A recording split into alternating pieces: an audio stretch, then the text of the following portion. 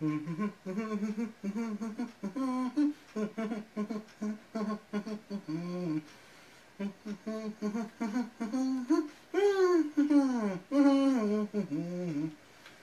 there you go. This is the RED Coronation Starscream stuff attached to Siege Starscream.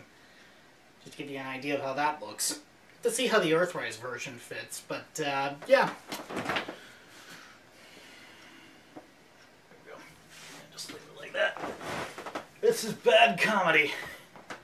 Hey everyone, this is Transformers Banjo-328 here, and in anticipation for the final Smash Bros. Ultimate character reveal, I'm gonna talk about my own history with Smash Bros. Character reveals.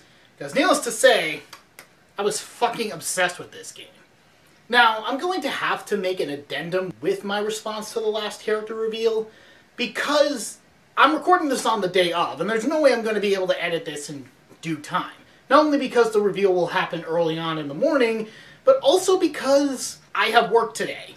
So I won't even have the time to edit it on my computer. Hell, I still have to have my dinner and stuff. Long and the short of it is, whoever it's going to be is going to be an interesting choice. And I've seen the rumors, but I don't want to fall for it. Because trust me, the last time I fell for a really promising rumor like that, it blew up in my face. But I'll get to that later. All I'm saying is, don't do that. Don't give me hope. Anyway, March of 2018 is when we got our first look at Super Smash Bros. For the Switch. And there really wasn't much to go off of. It was basically just a teaser trailer with the Inklings seeing the Smash Bros. Logo. And I think the only other relevant bit of information that was present was that Link was going to be in his Breath of the Wild attire. But beyond that, there was really nothing to roll off of. So, yeah. It's why I don't get particularly hyped up over teaser trailers. Aside from teasing some information that may or may not be relevant to the game itself, it doesn't tell you anything about what the game itself is going to be like. It's why I'm not especially hyped up about Metroid Prime 4. All we know about it is the logo. Hell, we know more about the game's development history than we do the game itself. So, forgive me if I'm not especially hyped. I have nothing to go off of other than it exists. Which is cool and all, but not, oh my god, I gotta obsess over this shit. That didn't come until the next reveal of Smash Bros. Ultimate information at E3 of 2018. And needless to say, it was an unbelievable reveal. We got so many returning characters. Hell, every single character from the past. Even characters we all thought either wouldn't make it from the previous game, were made into downloadable content which made the return unlikely, or characters that seemed to have been forgotten were all back. It was absolutely amazing. I loved it. And many of them came with their own differences and interesting design changes that made things so compelling. They even made clones cool. And to top it all off, the final character reveal of that presentation, while we were told to temper our expectations because of all the effort it took to get all the old characters back, there wasn't much time to add new characters, they still gave us a doozy of a character reveal. They actually brought in Ridley. They said he was too big. They said so many things that argued against the character's inclusion, but they still went ahead and put Ridley as a playable character, and it is so fucking awesome. They even had a Meta Ridley costume shown, and it was so cool.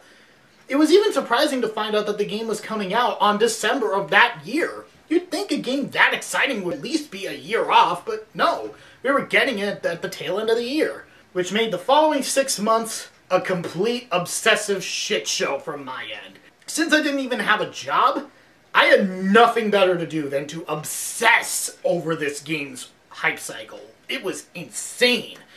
I was checking out rumors, I was checking out leaks, supposed leaks, fake or otherwise. I was watching a bunch of videos talking about the subject. I even made my own speculation video. I clearly was utterly consumed by this game for the latter half of 2018.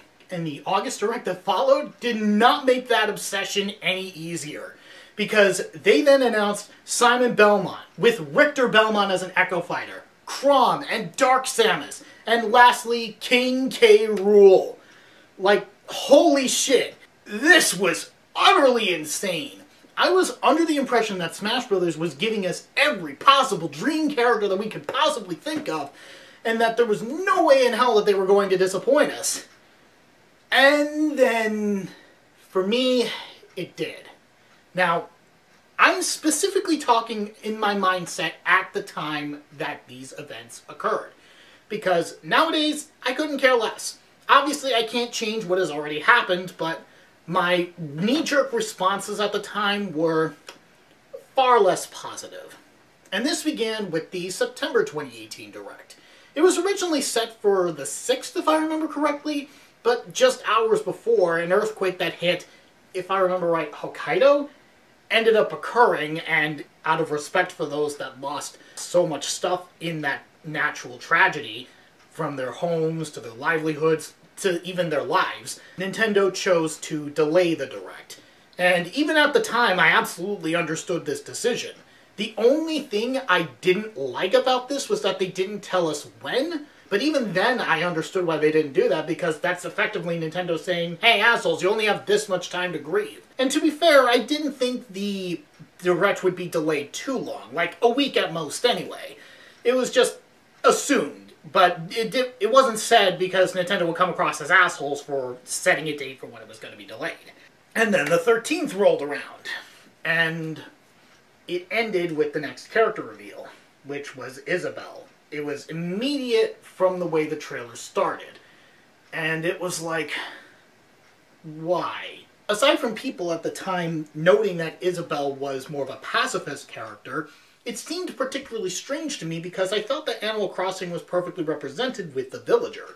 And on top of that, despite the villager being a root for her moveset, she had more than enough unique elements to her that qualified her as her own character. Which seemed particularly strange to me because Dark Samus is an Echo Fighter, but Dark Samus doesn't do half the shit that Samus does, so it seems like a weird choice. It's like I said in my speculation video, Dark Samus is one of those characters that arguably has too great of unique moveset potential to really warrant being an Echo Fighter. Not that I'm disapproving that she was in the game as an Echo Fighter, I'm just saying that if I were designing the game, I would probably show a lot more respect to Dark Samus rather than include her as a last-minute skin swap.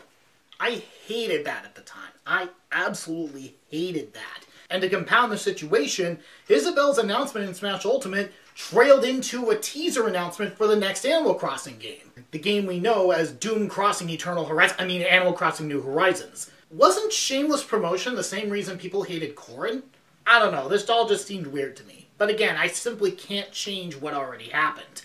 Then Amazon listed a special bundle of a special Smash Bros. Design Switch with Smash Ultimate, which also had a box design that implicated that there were only 2 more new characters left to be announced.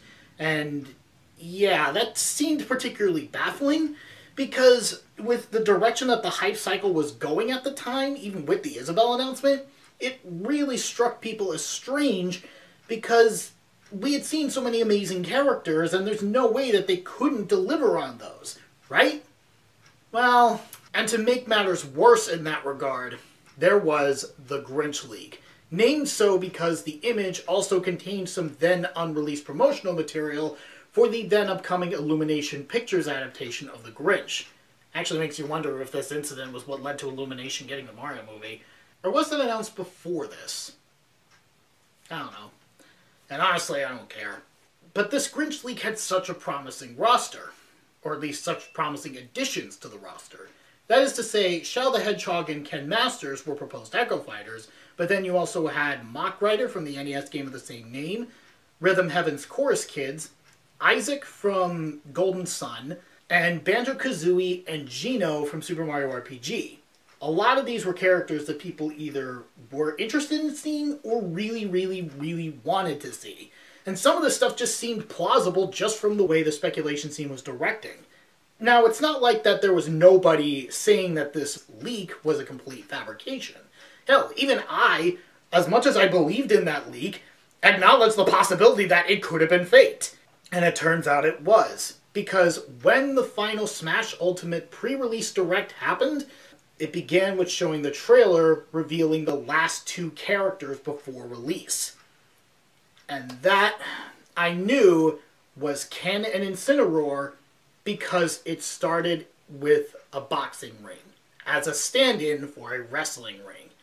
That's when I knew the Grinch Leak was fake, and my hopes and dreams were completely shattered. It wasn't just that those two were chosen. It was that so many of the characters that people wanted to see, regardless of their relevancy to the leak, were thrown into assist roles that not everybody was going to be seeing all the time. So it really felt like a slap in the face. Like, hey, you wanted Shadow to be playable? Fuck you! Here's a Tony the Tiger as a fucking Stone Cold Steve Austin instead. Which is especially strange to me as well, because Incineroar, especially at the time, was more of a divisive Pokemon. Decidueye really struck me as the most popular of the Alola starters. And while there was some alleviation by the announcement of paid downloadable characters, then came the salt in the wound, or at least that's what it felt like to me, when they announced the early adopter bonus. A piranha plant. A motherfucking piranha plant was made playable. Yeah, not all of these more exciting characters, or at least I thought. No, just added Audrey the Second from Little Shop of Horrors here. Play the original Mario Brothers, see one particular enemy come out of a pipe, and that's your fighter now! It just felt so infuriating to me at the time. Nowadays, I see it as exactly what it is. A fun little hilarious bonus. But back then, it just felt like a kick in the dick. Or punch in the gut in this case, but point being, I didn't like it. I just did not enjoy this. I felt legitimately infuriated by this decision. And again, all these other interesting characters that I thought would be great as playable characters were just being shoved into assist roles for no good reason, which also would hinder their chances at being made playable. Remember when I said I wanted to see Marx as a playable character? Well, when the game broke the street date and leaked, we heard that Marx was going to be a boss, and my heart fucking sank. And even some previously unrevealed stuff that finally got revealed as a result of those early copies coming out of the final build, we saw some then hidden final smashes from us that had a lot more promise that clearly wasn't really tapped. Like, Young Link! Young Link! Fucking Fierce Deity would be a perfect final smash in some regard. Something like what Hyrule Warriors did. You get to slice the fucking moon in half in that game. It's so cool! And what do we get? Just copy-paste Triforce Slash. Or how about Robin? Now that Chrom was made a separate playable character, what do you do with him? Do you make him pair up with another character like Morgan? Or do you tie him in with Grima or something? Or some special spell that he gets to pull out of his ass or something? Nope, just have Chrom still come in and beat the shit out of himself! Okay, I guess I wasn't fully recovered from my hatred. I'm really reliving my spite. Needless to say, it really rubbed me the wrong way. I did not like how that played out. But I was still willing to give them at least one last chance. One final character reveal among the DLC to see if this was something that I still wanted to be invested in. Even if I wasn't playing the game, I still wanted to know who was going to be on the roster. So I heard rumors that we were going to be hearing about the first DLC fighter at the Game Awards 2018. And I thought, why not? I actually get off of work just before the ceremony began, so I figured, fuck it, I'll catch it and watch it for myself. And to be fair, even if I didn't get a Smash Bros. Character reveal in that particular Game Awards, I actually got a few game announcements that I was pretty satisfied with. Marvel's Alliance 3, Mortal Kombat 11, Crash Team Racing Nitro Fueled, Psychonauts 2. These are some cool game announcements that I wanted to hear about, and it's like, cool. Even if I wouldn't play some of them for a while, if ever, it was still really neat to hear about these games. So I was satisfied with the event regardless of there being a character announcement. But they did actually announce that first fighter. It seemed very likely considering that Game Awards presentation was sprinkled all throughout with various little Smash Bros. Commercials. But then the character in question, that would be the first DLC fighter for Super Smash Bros. Ultimate, was Joker from Persona 5. When I saw that fucking wax seal envelope, I squeed like the giddiest fucking fangirl throughout the remainder of that reveal trailer. I was so happy that a character that I thought was a fucking pipe dream was reality. It's so cool. My one hope beyond that, though, was among the music that was supposed to be included with Joker, that Rivers in the Desert should have been among them. And it was. Had to wait 4 months to find that out, but there you go. Although some would argue that this happened too soon, because we got a whole lot of amazing songs in Strikers and Royal that probably would have worked just as well, if not better, in not only this, but the dancing game as well. I mean, bangers like Counter-Strike and I Believe weren't going to make it no matter what. They're kind of a little too into spoiler territory, but I still would have loved to hear them. But then again, so Rivers in the Desert was also kind of a spoilery element, so whatever.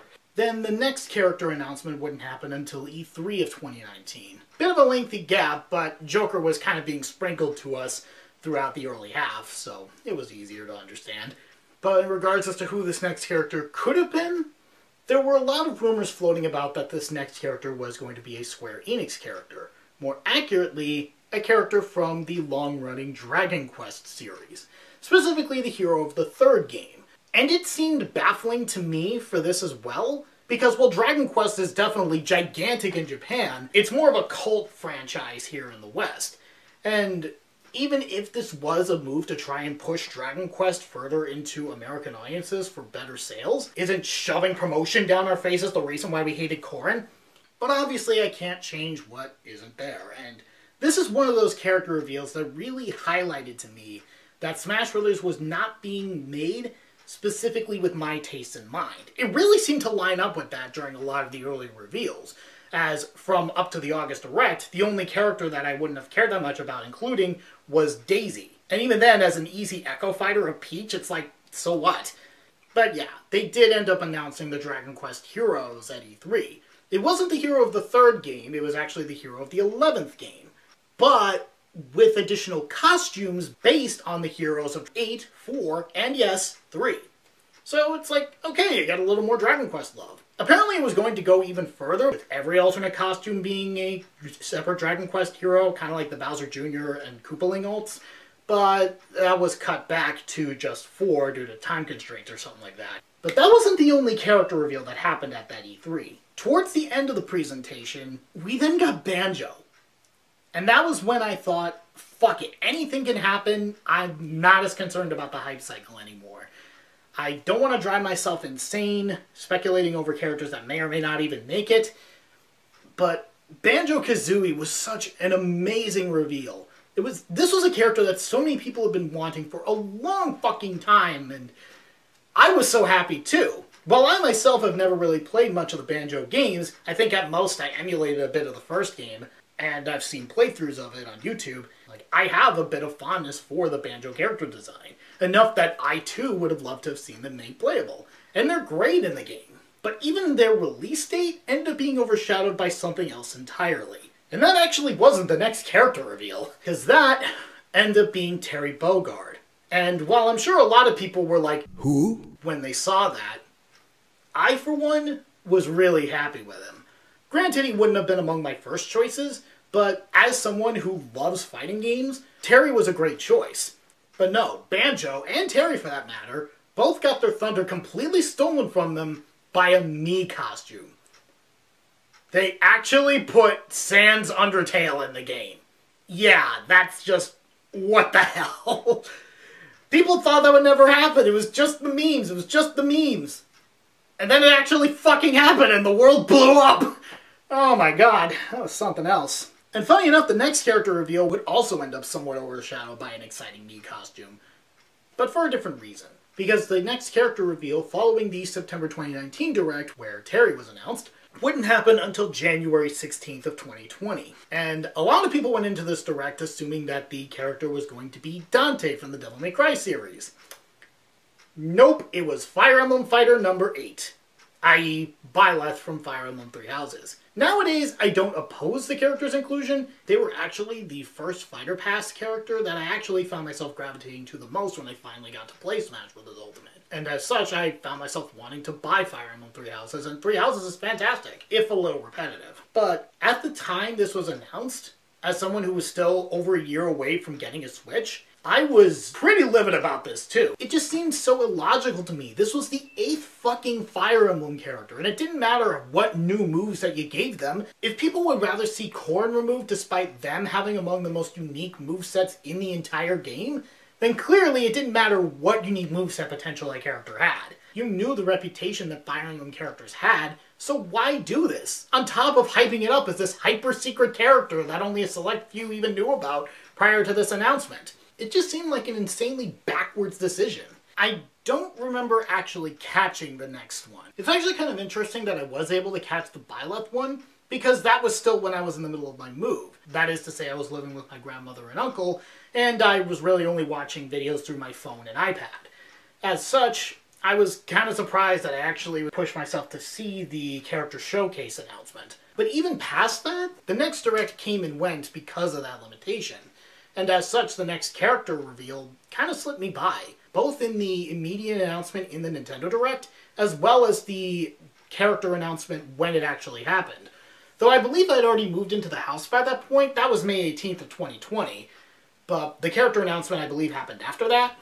Even so, I wasn't especially ecstatic to find out who the next fighter was going to be when I decided to take a quick look at what the Nintendo Direct announced and found out that the next Smash fighter was going to be somebody from ARMS. Which was like, okay, cool. This is a character that probably should have been there from the start. Though granted, I laid out my reasons as to why that was a bit of a conflict back in my own speculation video.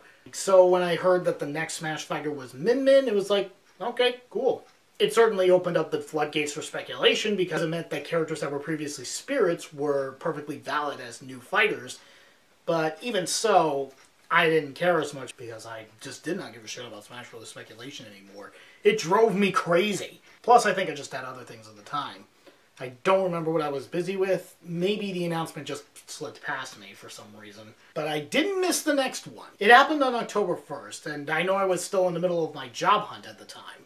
That being said, it did happen early enough that I was able to just pop on and see what was going on. And as it turned out, they added in Steve from Minecraft, which was like, okay, that's interesting. I didn't care much for Minecraft, but it's like, this is a character that a lot of people expected to happen anyway, whether they wanted it or not. And it's like, okay, cool. And they actually tackled the design hurdles of implementing Minecraft properly into the game. That's interesting.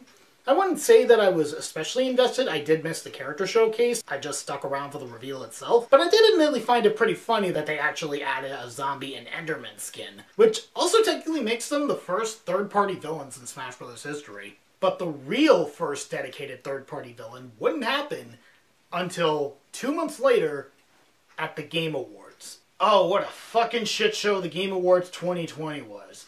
Like, oh my god, that was such a bore fest, a fucking mess. The Last of Us Part 2 basically swept every single category it was nominated in, except for 2. Score and music for Final Fantasy VII Remake instead, which it absolutely deserved to earn, because Final Fantasy VII Remake's music is fucking godly, and Best Art Direction, which it lost to Ghost of Tsushima. But even then, I think art direction ends up being constant apples to oranges comparisons. So it doesn't really strike me as necessarily a worthy award. Granted, this did lead me down a bit of a rabbit hole to come to the conclusion that award shows are basically just constant, unnecessary apples to oranges comparisons. I mean, you're telling me that a stealth survival horror is better than a, for lack of a better term, life sim? But I'm getting way off track here.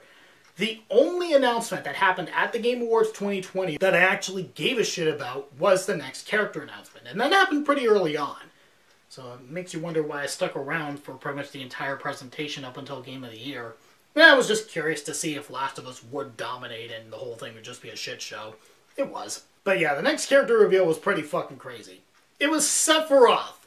It's actually kind of hilarious that some people were speculating that it could possibly have been the Doomslayer because of the tie to the Game Awards, not realizing that the Game Awards also made Sephiroth perfectly palatable! Oh my god. Either way, it was still so fucking awesome to see Sephiroth playable, and he looked so cool too, and the trailer was just really awesome. If you want to know what my reaction to that was, I'd probably say that I was the closest to HMK's reaction, even down to the I don't need Sora anymore response. But I had already found my job by this point, and as such, the next Nintendo Direct happened to run at a time frame when I would still be doing my job. And there was no way in hell that I was going to tell my bosses, hey, can I take off of work? There's a Nintendo Direct that's going to happen at the time that I would normally be at. Especially since I wasn't feeling sick or anything, I had no real reason to take off. So when I got back from work, I happened to notice in my subscriptions, because naturally some of the people I watch do their own reactions, that they added Pyra and Mithra into the game from Xenoblade Chronicles 2. And it was like, Okay, cool. Another character that I predicted actually made it. Like I said, I didn't even have a Switch at the time. I wouldn't get one until around May, and as such I didn't have much of a personal fondness for Xenoblade 2. When I brought them up in my speculation video, I was just going along with what other speculators were saying. But it's like, okay, cool. And then the next character reaction wouldn't be until E3. Which was, at first it looked like it was going to be Heihachi, because, you know, throwing them down the volcano. But no, it was actually Kazuya. It's like, okay, pretty cool. I then began to understand why when I saw the Devil Gene stuff pop up. And this was another one that I wasn't particularly blown away by. It was like, cool. Bandai Namco finally gets their second rep. And it's a good choice. Again, not something I was fawning over, but as a Tekken fan, I can safely say that I do approve of Kazuya's inclusion. Plus, given Tekken's own success, it was the best-selling fighting game franchise up until Smash Bros. Recently overtook that. But even so, Tekken definitely had its place in Smash Ultimate. And so the last part, as of this recording, was that the next Nintendo Direct would be September 23rd of 2021. This happened to be on a day off that I had, and I was able to catch it just in time. I sit down, I watch the Direct, and after a bit of announcements, the final Super Smash Bros. Ultimate character is going to be announced in 2 weeks' time. Coincidentally, it happened to be at an early enough point in time that I don't have to worry about my job's timing, so I'm able to catch it when it happens. But, yeah, it's not exactly pleasant to get super hyped over the last character announcement, only to find out that it was an announcement for an announcement. Like, I will say, the Bayonetta 3 trailer made me realize, oh yeah, I always wanted to play Bayonetta 2, didn't I? So I bought that, played through it, beat it, and really enjoyed it. So here we are, at the precipice of the final character announcement. As I mentioned at the beginning, whoever it will be very interesting. I originally had this video envisioned as me going through the trailers as the hype was building up, but I figured that would just be wasting your guys' time. I'm just excited for this final reveal, whatever it's going to be. Like I said, I heard the rumors, but I don't want to fall for it because I fell for the fucking Grinch Leak, and I was so fucking obsessed over Smash Ultimate's hype cycle for so goddamn long. Telling the story to you like this will at least get some of that stuff off of my chest. So, yeah.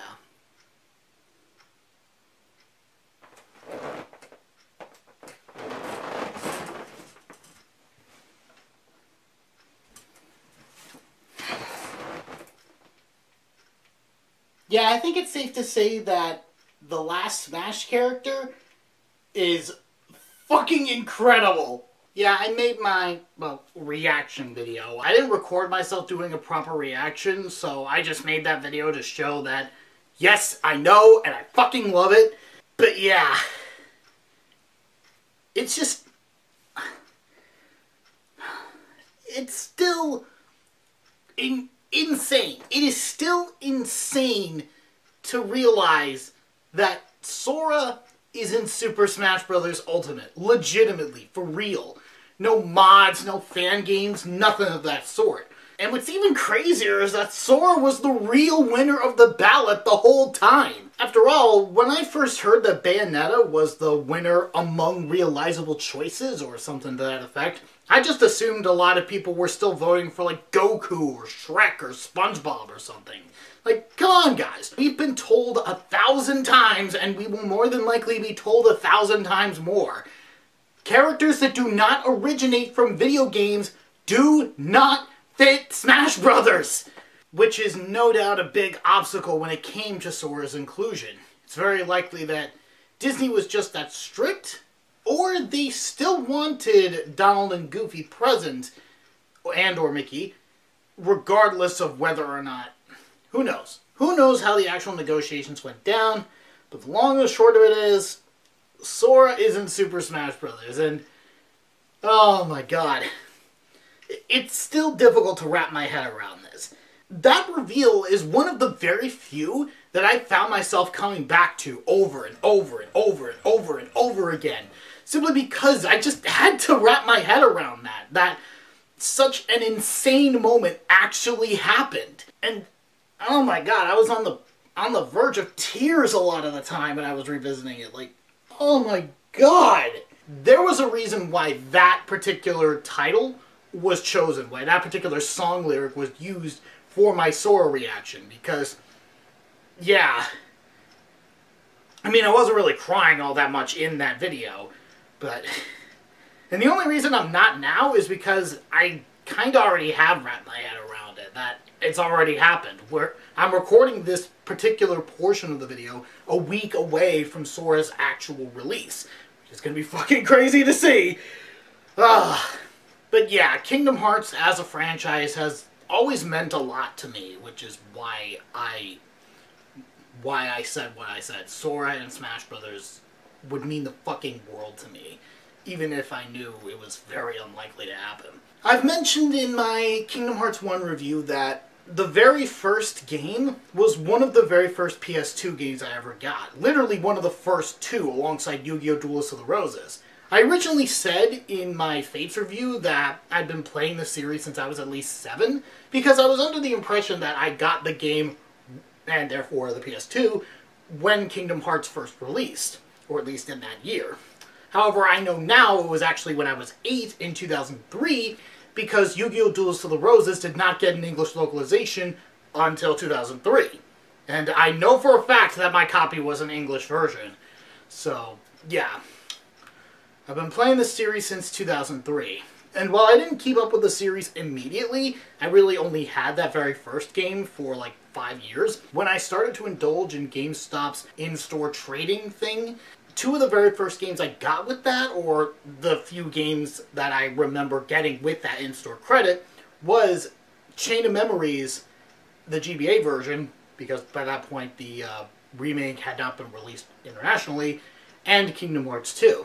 And since then, I've been fucking obsessed with this franchise, to the point where it's defined what systems I would get. Well, I had a Nintendo DS already. There were a couple of DS games I really enjoyed, but I was playing on my sister's until I got a DS Lite later.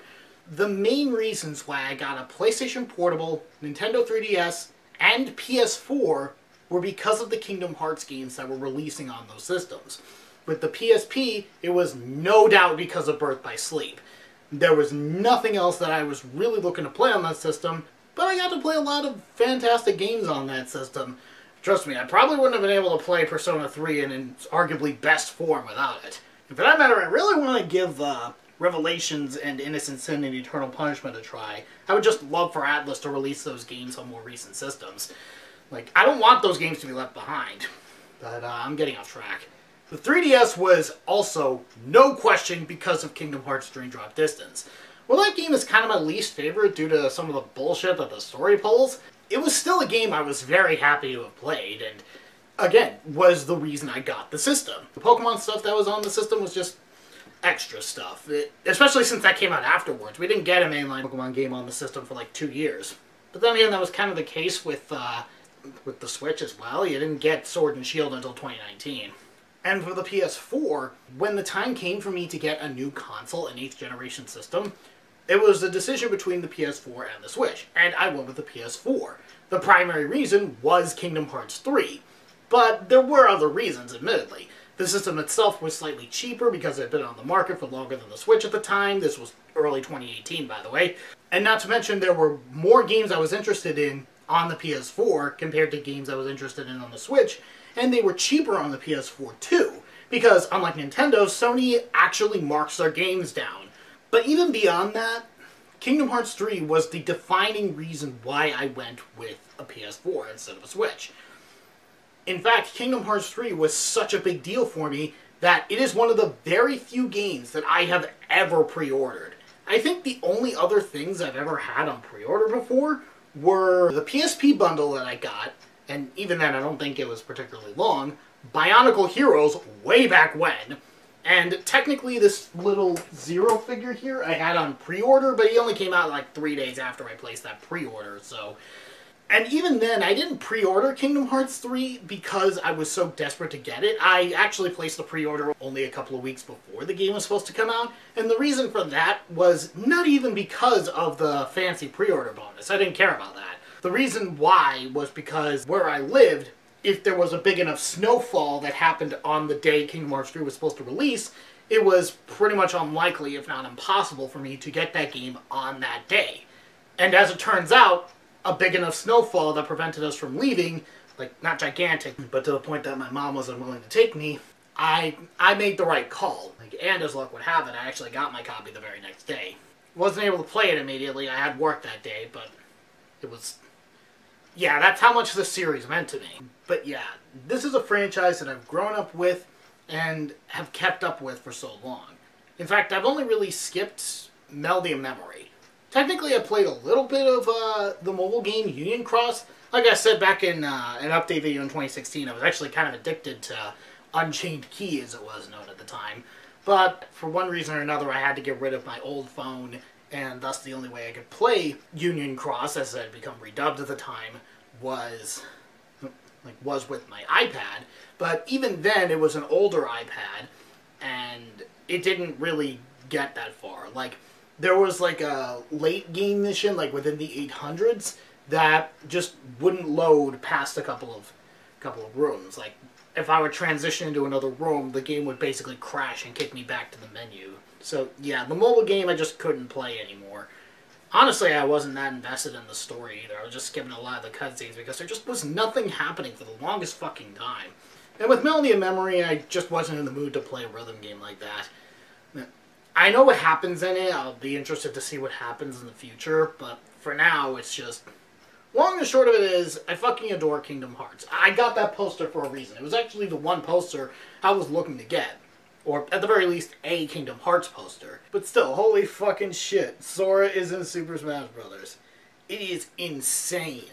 Anyway, now that this is going to be the end of the history that I had with Super Smash Bros. Ultimate's reveals, I think it's safe for me to say a big thank you to a lot of different parties involved. I have to give a huge thank you to all the people who didn't particularly care for Sora, but at least understood why he was a big deal. And didn't throw a hissy fit over his inclusion, because I'm sure there were plenty of people that did that, but I was appreciative of reactions like Maximilian Dude, who at the very least understood that this was an insane impossibility that people have been wanting to see made real for years, among other examples. A huge thank you to all of the companies and corporations involved in allowing these characters to cross over with Smash Ultimate. Let me see. From Konami to Sega, Platinum Games and Atlas, Capcom, Bandai Namco, Square Enix and Disney, Microsoft, Rare, and Mojang, and SNK. Thank you for allowing your characters to be in this game. Another thank you goes out to Bandai Namco, Sora Limited, and of course Sakurai himself, for all of the hard work and effort that everyone involved put into making this insane game, and making millions of people absolutely thrilled, overjoyed at seeing a game like this be made into reality, at making dreams come true. Because that's what this Sora reaction was. That's what this inclusion of Sora was. This was, without a doubt, a dream come true. And so many of these character reveals were dreams come true. From Ridley, to King K. Rool, to Joker, to Banjo-Kazooie. These were characters that people have been dying to see for ages. Okay, Joker was a little more of a recent character, but still, the other three were like utterly unbelievable at the time that Smash Bros. Was continuing. All these different ideas. K Rool was irrelevant, Ridley was too big, Banjo was owned by a direct competitor to Nintendo.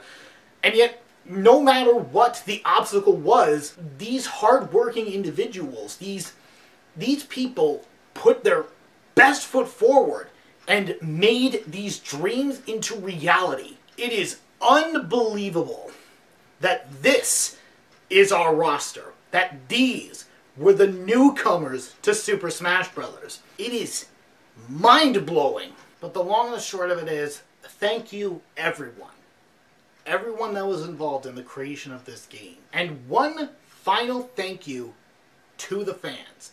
To all of the fans that voted for Sora in the Smash ballot. No, who voted for every character that made it into the game in this ballot.